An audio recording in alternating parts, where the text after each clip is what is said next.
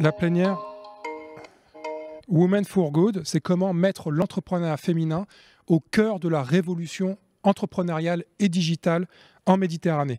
Et nous avons aujourd'hui la chance d'avoir que des panélistes. Je suis le seul orateur masculin avec nous sur cette table ronde. Nous avons aujourd'hui tout d'abord Salwa Toko, c'est un plaisir de te retrouver. Après l'ouverture de cette journée sur le bord pelouse. Et on a eu, donc on m'a donné les chiffres en oreillette. On a eu, normalement le micro marche. Le micro est allumé. On a eu, dès l'ouverture, on a eu 400 personnes qui se sont connectés sur le live stream d'Eventmaker. Mais nous avons aussi, donc merci d'être resté, merci d'être avec nous. Ravi d'être là. Je rappelle que Salwa Toko est la présidente du Conseil national du numérique. Mais nous avons aussi Aïssa Talam. Aïssa Talam, depuis Nouakchott, et c'est la magie du digital, la magie de cet événement, c'est que nous avons 5 représentantes des 5 pays de la rive sud et les pays du sommet des deux rives.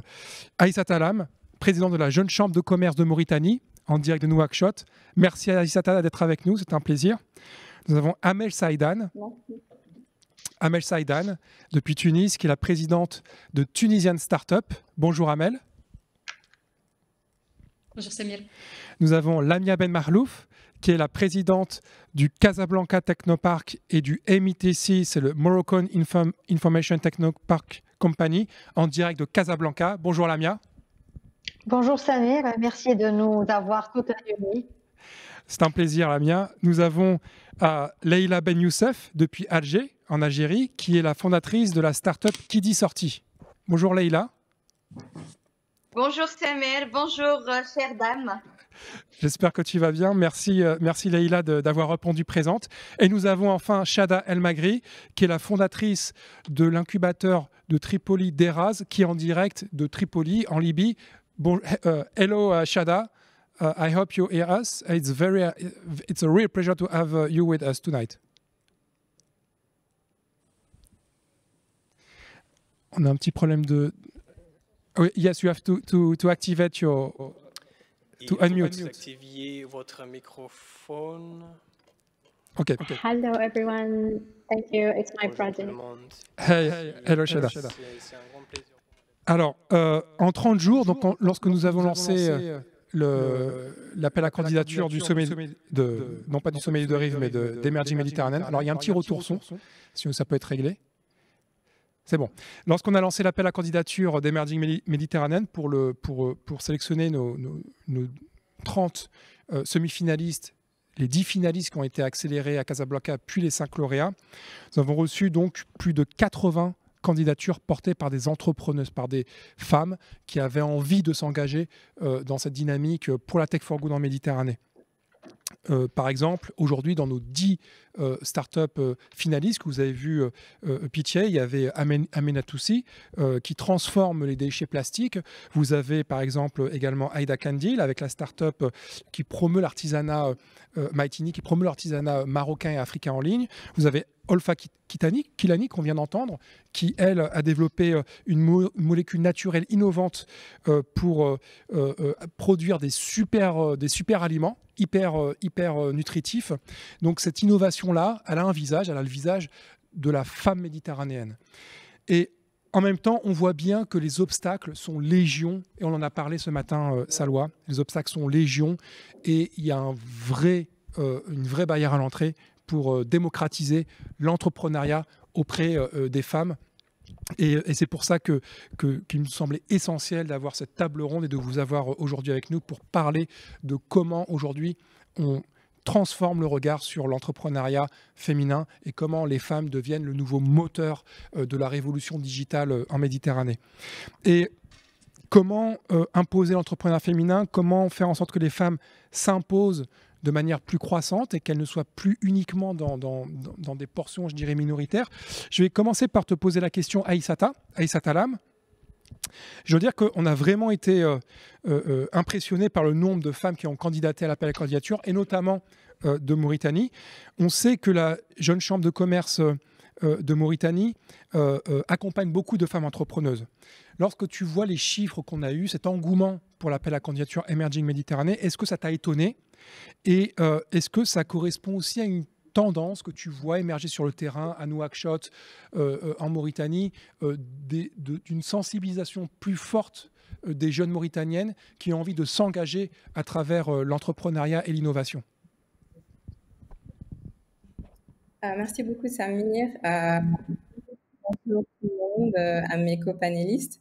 En fait, ces chiffres ne sont pas du tout étonnants.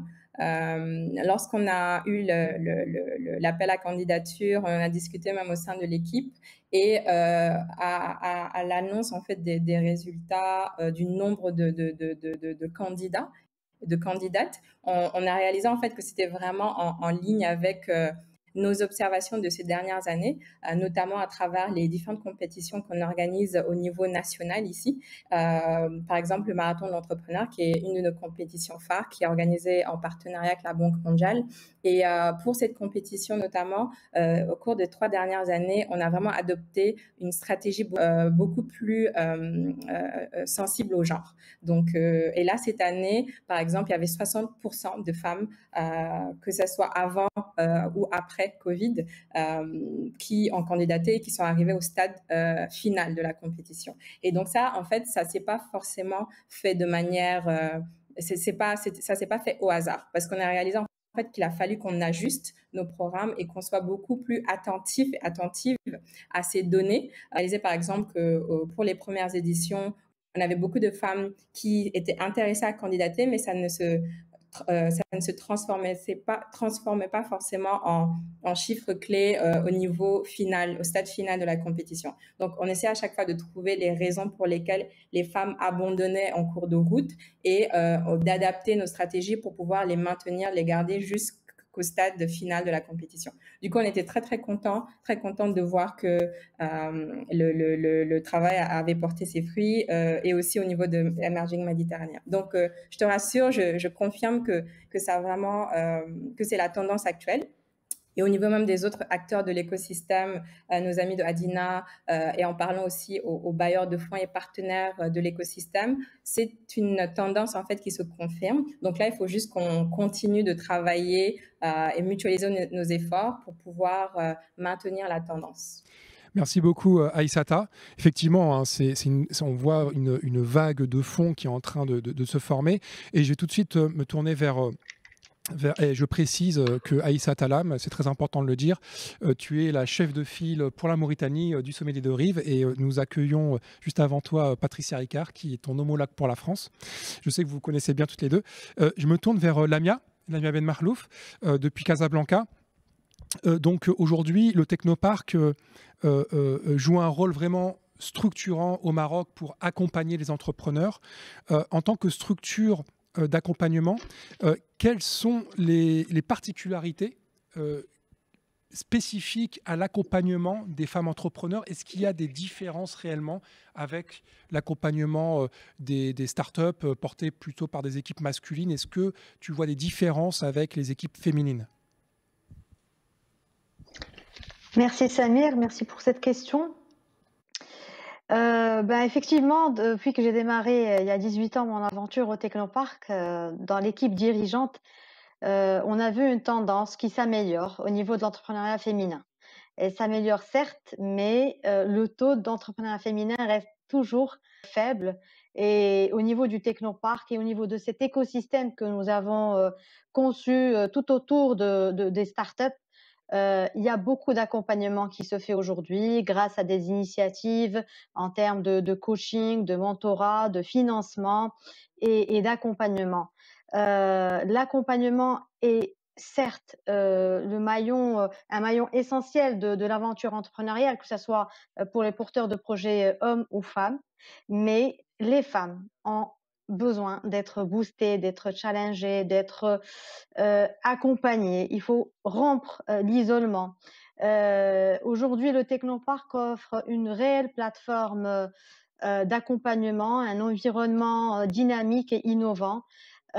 C'est vraiment, comme je l'ai dit tout à l'heure, un ensemble de partenaires, un réseau d'experts qui est mis à disposition des entrepreneurs, hommes et femmes. Et bien sûr, pour les femmes, heureusement qu'il y a plusieurs initiatives qui ont vu le jour ces 10 dernières années, voire plus, à travers l'Association des femmes chefs d'entreprise du Maroc qui fête cette année son 20e anniversaire. Il y a d'autres initiatives qui renforcent le leadership féminin, hein, comme l'association Women, qui promeut les femmes au niveau des postes de responsabilité et de décision. Il y a des initiatives comme Impact Lab qui accompagnent les femmes, quel que soit leur statut social, et qui vont en fait vers les régions enclavées pour valoriser le travail qui est fait par les femmes, même dans les zones lointaines. Et donc, nous, en tout cas, notre rôle en tant que femmes à la tête de ces initiatives, c'est de donner toutes les chances aux femmes qui constituent 50% de notre population pour qu'elles soient actives et pour qu'elles soient force de proposition et force de création de valeur économique et sociale au niveau de nos pays. Ce que nous remarquons aussi, c'est une tendance où il y a beaucoup de femmes aujourd'hui qui sont à la tête de fonds d'investissement, à la tête d'associations d'accompagnement, à la tête, en fait, en tout cas au Maroc, on est plusieurs femmes et c'est un honneur parce que là, on démultiplie nos efforts, hein. Il y a une vraie solidarité entre nous qui nous pousse à donner davantage à multiplier nos efforts pour qu'on puisse accompagner de plus en plus de femmes à entreprendre. Ce que nous observons au niveau du terrain, c'est qu'aujourd'hui, par exemple, au Technoparc, on est dans les technologies de l'information, on est dans l'innovation. Seuls 15% de nos entreprises sont fondées par des femmes, ce qui reste quand même un taux faible, certes mieux que la moyenne nationale qui s'établit à 10%, mais nous voulons absolument qu'on ait de plus en plus d'entreprises fondées par des femmes. Donc, ce qu'on fait, c'est qu'on va vers les universités, vers les écoles d'ingénieurs. Et comme l'a dit Madame Aïssa Talab, c'est que ces filles, ces jeunes lauréates, elles sont majeures de promotion. Elles candidatent pour les bootcamps, pour toutes les initiatives qui leur permettent de développer leur projet. Mais quand on vient pour voir quel est le taux de conversion vers l'entrepreneuriat, là, c'est là où il y a on va justement revenir sur ce sujet de l'accompagnement dans une seconde partie et je vais vous redonner la parole après justement pour préciser justement comment est-ce qu'on renforce cet accompagnement. Merci beaucoup Lamia, merci beaucoup pour ce premier témoignage. Je vais tout de suite me tourner vers Amel Saïdan depuis Tunis. Amel, parmi les... on a vu juste avant le démarrage du panel, pitcher une entrepreneuse tunisienne extrêmement dynamique qui porte Olfa. Aujourd'hui, avec ton regard de venture builder à Tunis, d'écosystème builder même, je dirais, avec Tunisian Startup, quelle est aujourd'hui la proportion de femmes entrepreneuses que vous accompagnez et est-ce qu'il est nécessaire de développer une proposition de valeur spécifique, encore une fois, c'est important que je pose cette question, comme je l'ai posée à Lamia, pour pouvoir toucher cette cible.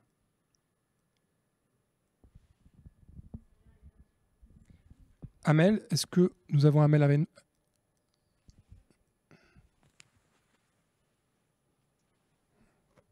Très bien. Alors, je pense qu'on a perdu... il y a un petit problème de connexion avec Amel. Donc, je vais tout de suite me tourner vers Leïla Ben Youssef et ensuite, je viens vers toi, Salwa. Donc, Leïla, il y a un petit problème de connexion. Bon, vous êtes 5. On a un magnifique plateau, d'ailleurs. J'espère que ça va être pris en photo parce que vraiment, je suis très fier de ce plateau. Leïla, donc, tu es à Alger. Donc, toi, tu as créé une start-up de l'éducation, une EdTech pour les enfants. Leïla est revenue. Je vais revenir vers toi après. Leïla, Amel est revenue, mais d'abord, Amel est là. Bon, très bien. Alors, Amel, je reprends.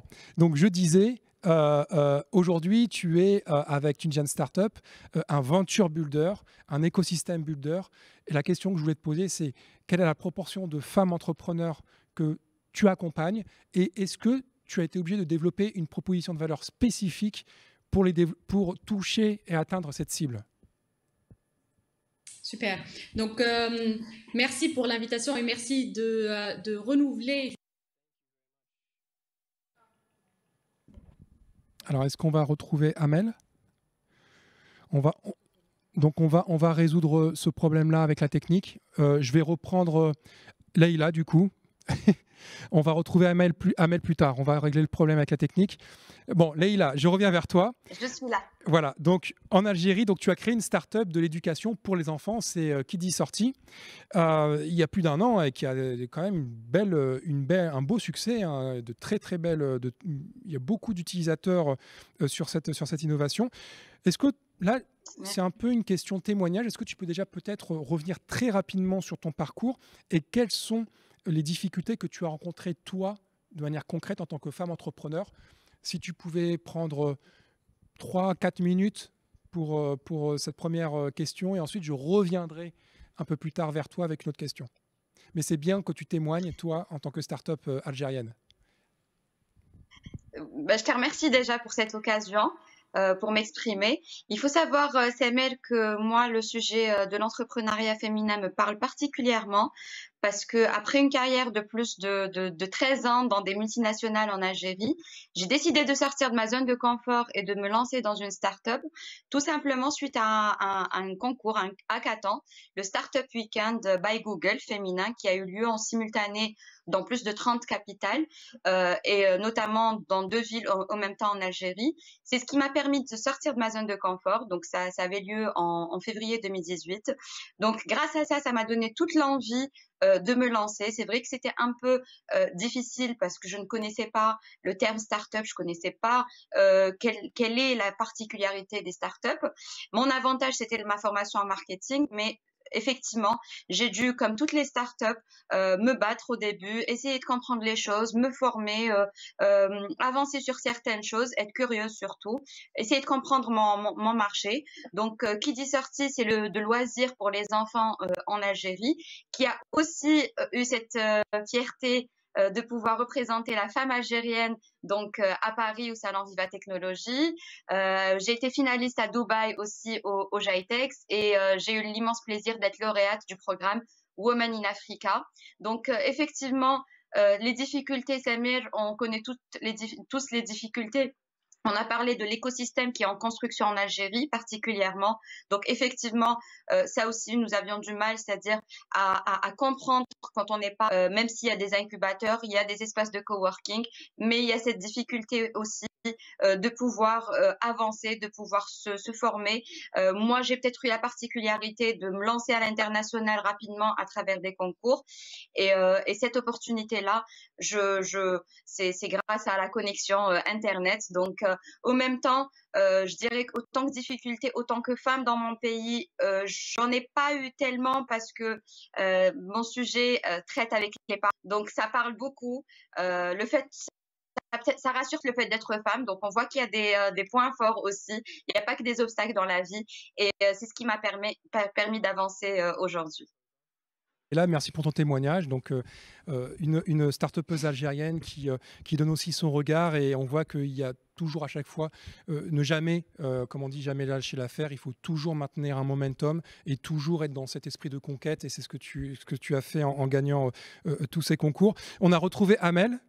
Je pense que cette fois sera la bonne. Amel, tu as la parole. J'espère aussi. Oui, je suis de retour. J'ai bien écouté, j'ai bien entendu la question tout à l'heure. Merci Samir. Donc, je comprends.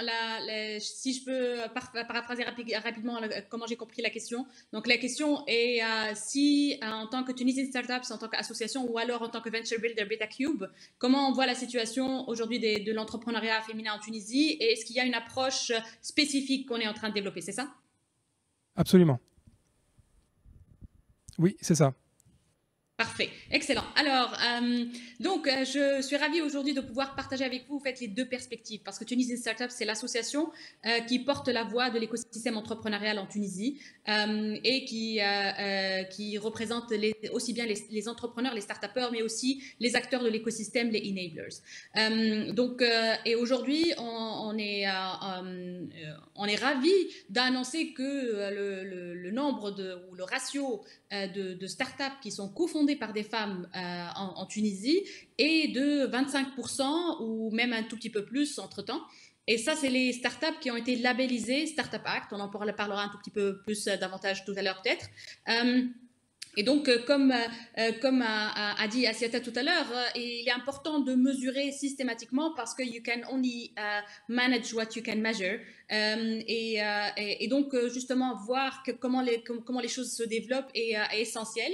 25% est peut-être un chiffre qui est acceptable, qui est vraiment pas mal, comparé même à des écosystèmes en Europe. Je discutais justement l'autre jour avec quelqu'un de l'association des startups en Allemagne.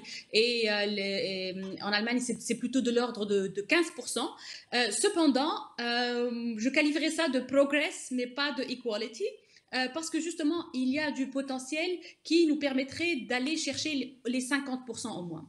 La perspective d'un Venture Builder BetaCube, qui est mon projet entrepreneurial, est un peu différente parce qu'on se positionne en mode cofondateur déjà au niveau de l'idée.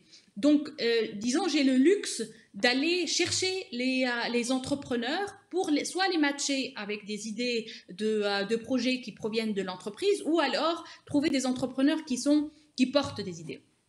Et là, j'invite justement à une démarche intentionnelle. Les femmes entrepreneurs, les femmes brillantes sont là. Elles ont parfois juste besoin d'être trouvées et d'un petit coup de pouce. Et donc là, je vais les chercher. Et on a un ratio d'à peu près 30 à 40% de femmes. Il y a quelques startups qui sont en cours de onboarding aujourd'hui chez BetaCube, mais on a 3 startups sur 7 qui sont cofondées par des femmes.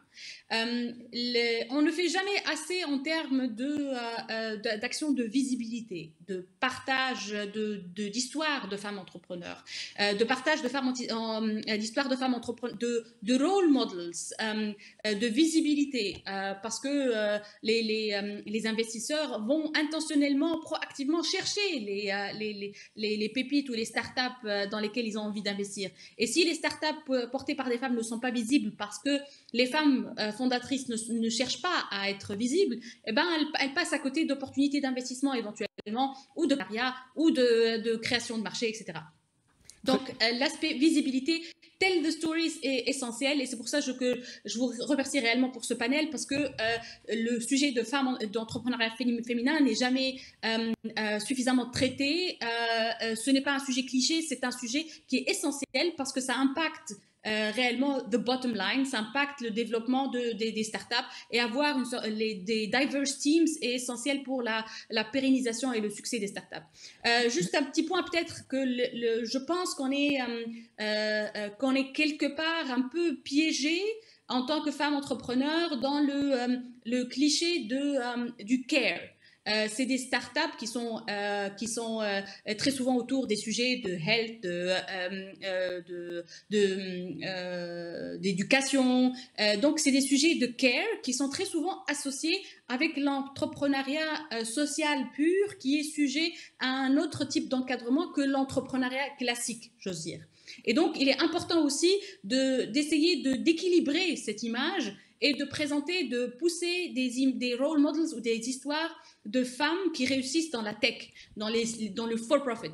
Parce que je ne fais pas de distinction personnellement entre la start-up sociale et la start-up tout court, parce qu'aujourd'hui, dans le monde, on parle de start-up with purpose, d'entrepreneuriat with purpose. Même les start-up qui sont for-profit et qui cherchent ce hockey stick, c'est des start-up qui sont drivées par un objectif qui va au-delà de la profitabilité, au-delà d'enrichir les fondateurs. Il y a une recherche intentionnelle de purpose. Merci beaucoup, Amel. C'est très, très, très inspirant, très illuminant aussi de voir ta vision des choses. Je vais revenir vers toi un peu plus tard, mais tout de suite, on a la chance et le grand plaisir d'accueillir une entrepreneuse de Libye, libyenne, Shada. Hi, Shada.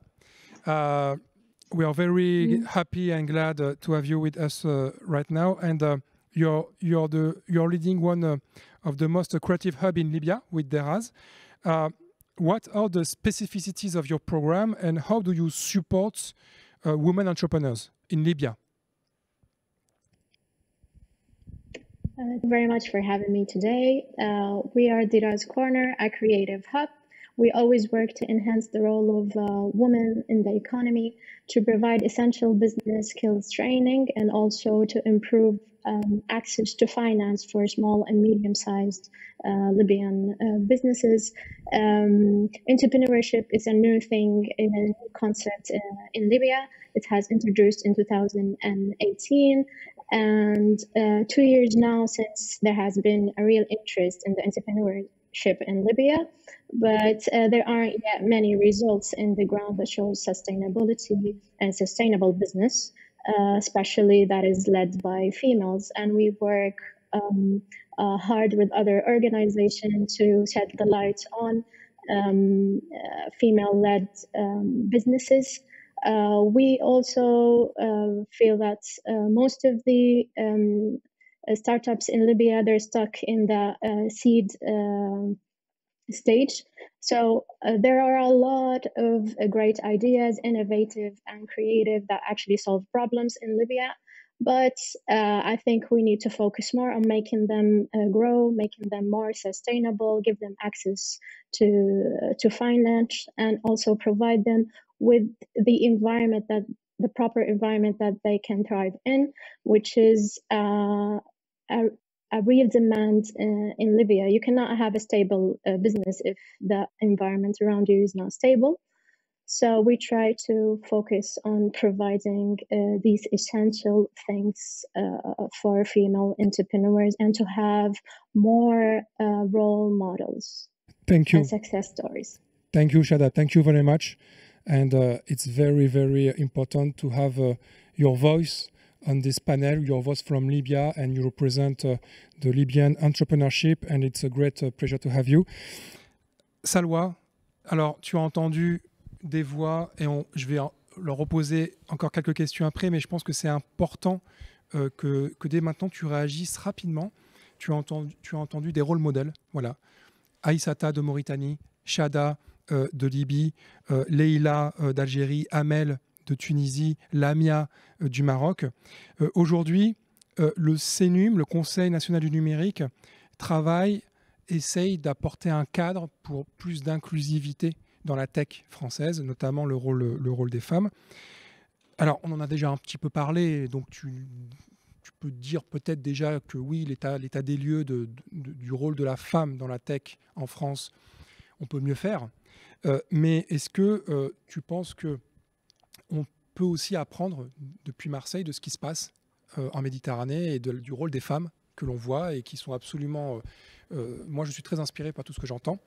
Et comment on peut mieux faire travailler la tech française et la tech méditerranéenne sur ce sujet de l'entrepreneuriat des femmes?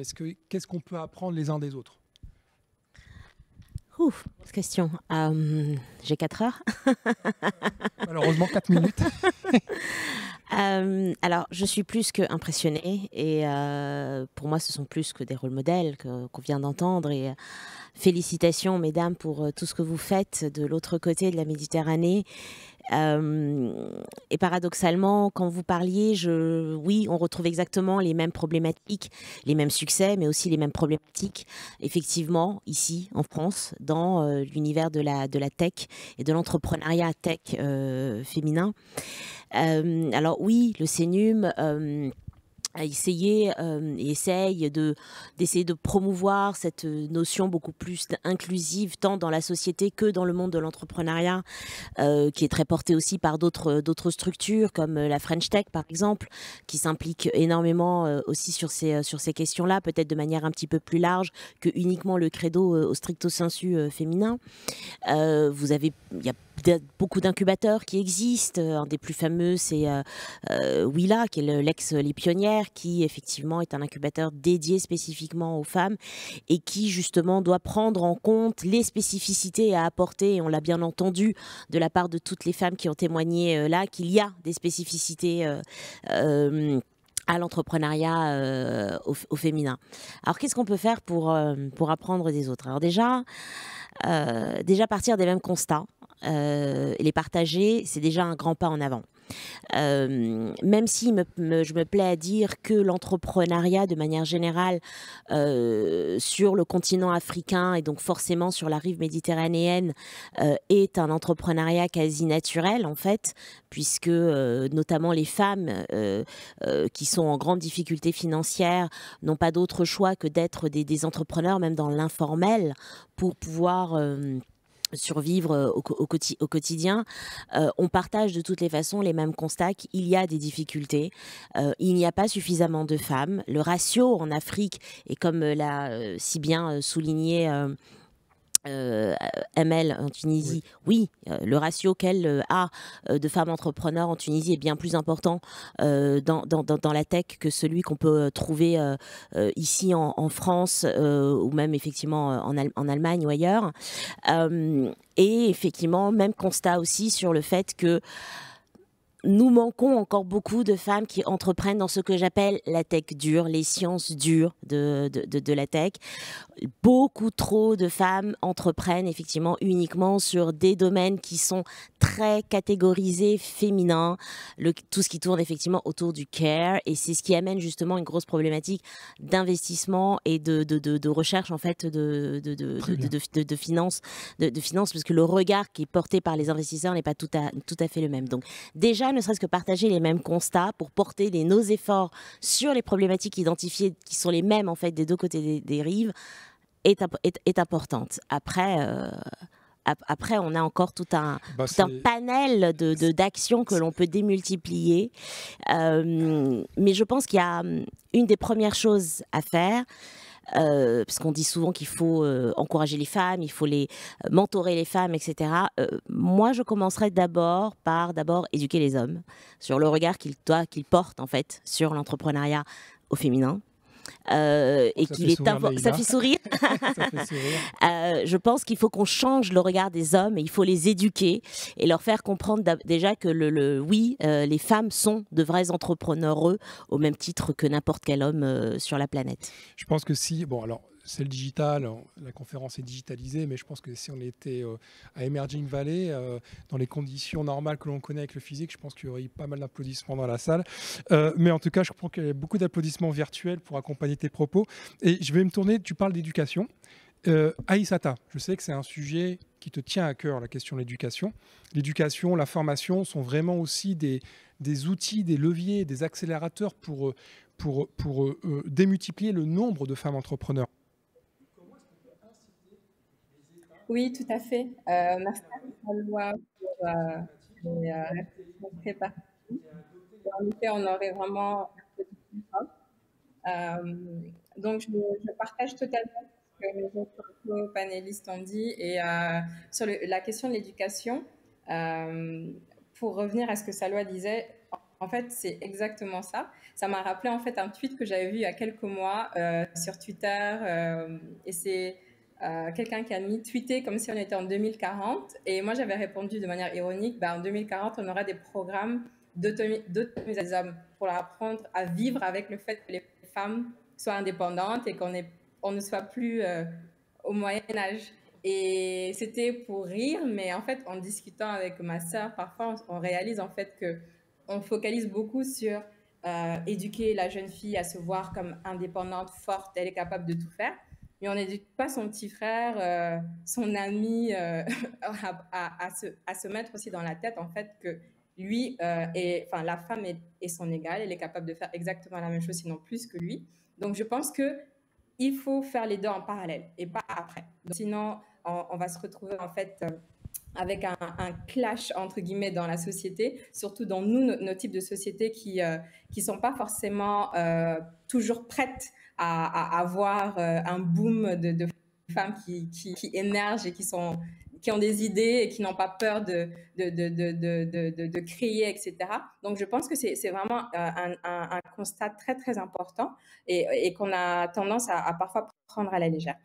Pour en revenir à la question de l'éducation des femmes et surtout des jeunes filles, nous, avec toutes les activités, l'année dernière notamment, on a eu pas mal de programmes axés sur ça. On travaille beaucoup avec l'UNICEF en Mauritanie qui nous supporte beaucoup dans ce sens. On a un programme qu'on appelle Grande Ambition et qui est vraiment axé sur les jeunes filles qui sont au collège et au lycée, parce qu'on s'est dit justement qu'il fallait en fait un shift de mindset et ça se fait pas justement quand la femme est en âge de créer une entreprise. Donc ça commence dès le bas âge, que ça soit des soft skills, l'accès à l'éducation, l'infrastructure, justement les conditions pour pouvoir permettre aux jeunes filles d'accéder au même titre que les jeunes garçons, surtout dans les régions reculées, le monde rural, etc. Donc pour nous, c'est très, très important. On fait ce qu'on peut à notre niveau, mais évidemment, on ne peut pas tout faire et on est toujours très frustré parce qu'on aimerait faire plus et mieux. Et c'est pour ça, je pense que, comme je le disais tout à l'heure, qu'il fallait vraiment qu'on soit dans une approche inclusive. Et le gouvernement a sa part à jouer, les organisations internationales aussi, et les autres acteurs également. Donc, c'est vraiment la base, c'est la base. Et quand on voit les chiffres partout dans le monde, pas nécessairement juste dans la Méditerranée ou au Sahel, où on a tendance à mettre vraiment l'emphase sur les chiffres qui sont très, très, très, très bas et qui sont en général liés justement de mariage précoce, violence envers les femmes, que ce soit les mutilations génitales, etc. Tout est lié. Donc, pour pouvoir vraiment tacler ces sujets, il faut une approche inclusive et on ne peut pas le faire tout seul. Merci Aïssata, merci beaucoup. Témoignage très fort. Et je vais demander à Lamia, qui avait commencé à développer un peu comment le Technoparc accompagne l'entrepreneuriat parmi la population et les femmes marocaines. Tu es toi-même, Aïssata, Lamia, Ben Marlouf, tu es toi-même, mais je vous adore toutes les deux, c'est pour ça, tu es toi-même lauréate du programme Tech Woman. Comment, de ton point de vue, on arrive de manière sérieuse, et ça rejoint ce qu'a dit Salwa, ça rejoint ce qu'a dit Leïla, ça rejoint ce que vient de dire Aïssata, l'image non folklorique de la femme chef d'entreprise méditerranéenne. Si tu pouvais en 2-3 minutes dire qu'est-ce qu'il faudrait faire pour changer le mindset. Je commencerai par 2 mots, c'est la force du réseau. Il faudrait que nos femmes, futures chefs d'entreprise, adhèrent au réseau, que ce soit des associations qui encouragent l'entrepreneuriat, que ce soit des associations qui accompagnent les futurs lauréates. Allô? Est-ce que vous m'entendez? Oui. Très bien. Tout va bien. Tout va bien. Et donc, les femmes de notre région ont tendance à être plutôt timides, à rester isolées, à ne pas privilégier le networking parce que c'est quelque chose qui n'est pas dans notre mindset, qu'on n'a pas été éduqué comme ça. Et donc, il est temps de chasser ces stéréotypes et de dire on doit aller de l'avant, on doit profiter de la force du réseau. Autant chez l'homme, entrepreneur, c'est quelque chose qui est naturel, autant chez la femme, c'est problématique.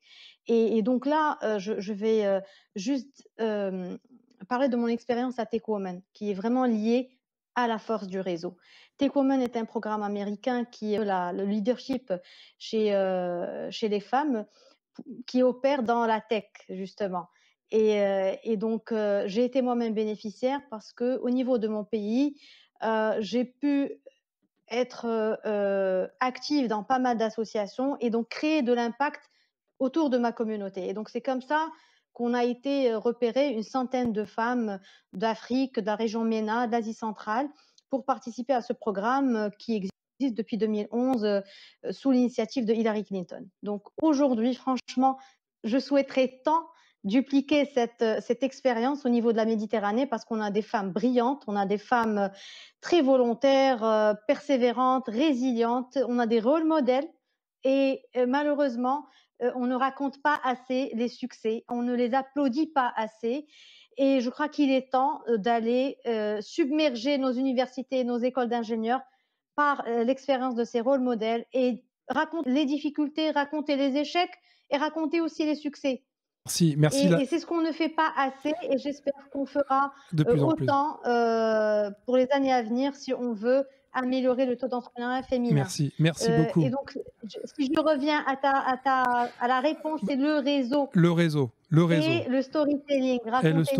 Et les rôles modèles. Et sensibiliser, et rester pragmatique, et raconter les choses de manière plus simple pour toucher un maximum de population féminine. Merci beaucoup, Lamia.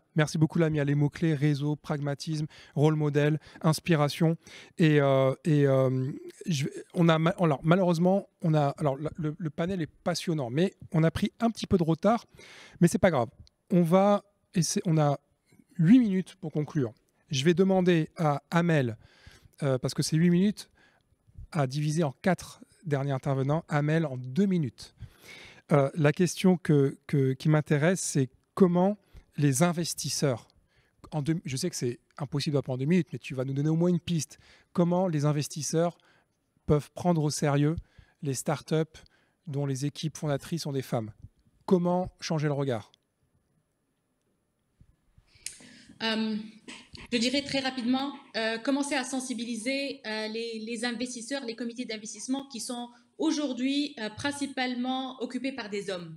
Il faut aller chercher les hommes qui portent justement qui partagent cette vision d'un monde, d'une économie équitable et d'une égalité de chances et d'opportunités. Aujourd'hui, vous avez certainement entendu pendant la conférence le chiffre magique ou le ratio magique de 2% des VC funds 2% uniquement qui atterrissent chez des startups qui sont cofondées par des femmes. Donc, il va falloir réellement travailler sur les comités d'investissement et créer une nouvelle génération de startups qui sont co-managées par des femmes. Si par exemple, les investisseurs, les venture capitalists commencent à exiger que chaque startup doit avoir un board qui soit 50-50, et ben justement, on va créer une nouvelle génération qui est justement diverse. Parce que le jour où on aura suffisamment de femmes ou suffisamment de personnes qui portent justement cette mission au niveau des policy makers et au niveau des investisseurs, c'est là où on verra le changement. Il n'est pas suffisant d'avoir 50% ou 60% de femmes graduates qui sont brillantes dans les sujets tech et en fin de compte avoir un pipeline de start-up qui soit vide dès le départ. Même avec 25% de femmes entrepreneurs en Tunisie, ce n'est pas suffisant.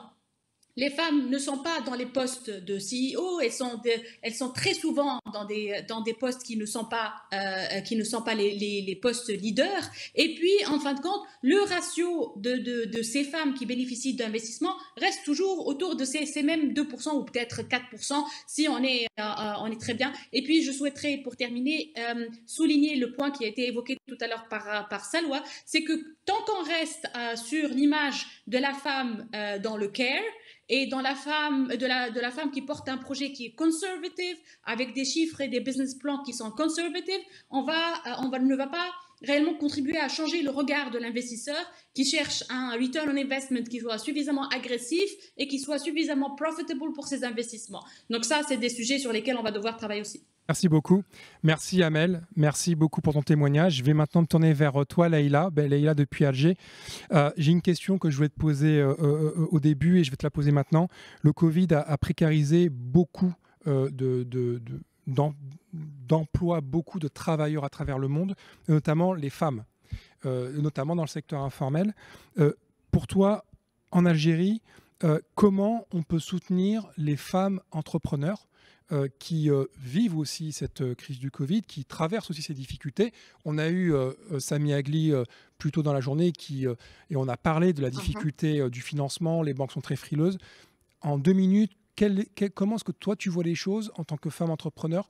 Comment les femmes peuvent peut-être mieux s'entraider entre elles ou comment est-ce qu'on peut mieux les accompagner à traverser cette phase du Covid?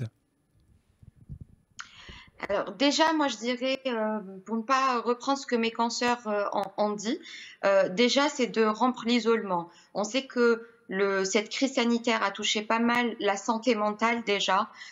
Donc les femmes font preuve de beaucoup de résilience du fait d'avoir déjà leur business plus à gérer des familles.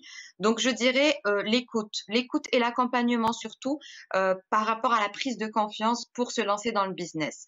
Donc ça d'une part. D'autre part, je dirais, Samuel, c'est soutenir les entreprises sur le plan fiscal qui appartiennent aux femmes. Pourquoi pas?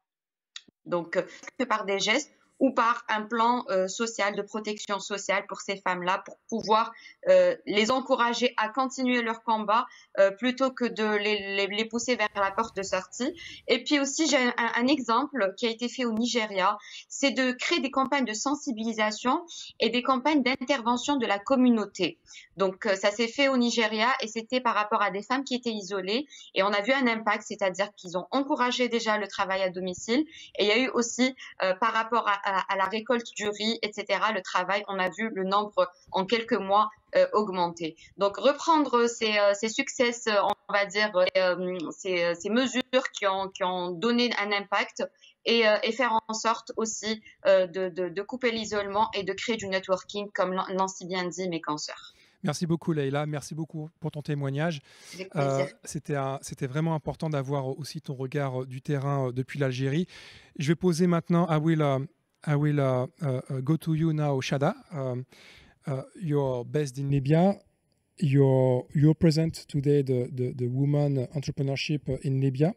What would be your priorities to nurture a woman-friendly business ecosystem in Libya?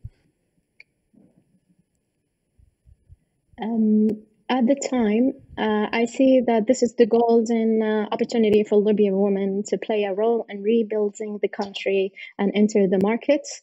Libyan women are highly educated. There are a lot of aspiring, passionate, and strong female. All they need is the support and a push from us to provide them with the training they need, the consultancy, and also provide them with the environment they need to thrive in. There are a lot of things that are difficult at the time. There is a lot of instability in the country and uncertain things happening, and also the pandemic had affected a lot of female entrepreneurs. So we try to support them by providing different programs and giving them all the necessary things they need. And also just try to break all the stereotypes as well. We try to focus on pushing female into technology, into creative fields, and not only into sectors where they're usually been active, like in catering, food business, and cosmetics. There are so many things that the Libyan female can do to make the country move forward. Thank you. Thank you very much, Shada. Thank you very much for your insight. On arrive à la fin de ce très beau panel qui vraiment, je suis très fier de ce panel qui est le dernier panel avant de passer à la seconde étape sur le prix. Mais en une minute, le mot de la fin pour toi, Salwa. Qu'est-ce que tu retiens? Et si tu avais une proposition à faire pour le prochain sommet des deux rives qui a été annoncé en 2021 par le Conseil présidentiel pour l'Afrique, quelle serait ta recommandation en tant que présidente du Conseil national du numérique pour la France? Ouh là là. Alors déjà qu'il n'y ait plus de Covid. En fait, ce que j'aimerais dire...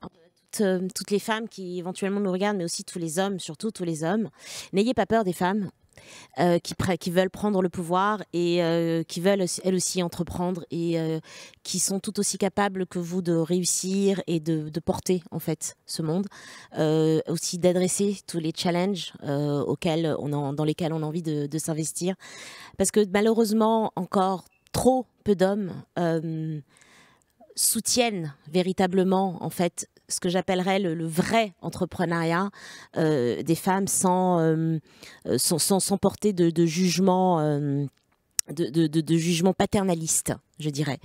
On a encore trop souvent, en fait, malheureusement, dans le regard des hommes, une vision très paternaliste de la manière dont ils doivent aider éventuellement l'écosystème entrepreneurial féminin quand on leur demande.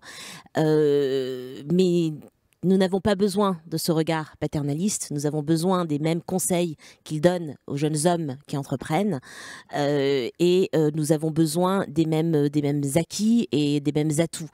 Nous n'avons pas besoin de commisération supplémentaire, je dirais. Et donc, à nous aussi, les femmes, de nous affirmer. C'est un travail que nous devons faire et qui est un travail de longue haleine, effectivement, parce que nous ne sommes pas éduqués pour le faire. Donc, nous devons sortir en fait de un petit peu de nos gonds pour pouvoir y aller. Et donc moi je terminerai, mon mot de la fin serait de dire que ce futur, la future conférence des deux rives, qu'on voit toutes ces femmes, mais qu'on les voit réellement. Et qu'elles soient non seulement visibles, mais qu'elles soient entendues. Et pourquoi pas, tout ensemble, parce que j'ai beaucoup aussi entendu cette question de sororité, d'entraide, qui malheureusement fait encore beaucoup défaut dans nos sociétés modernes. Pourquoi pas prendre acte d'une vraie solidarité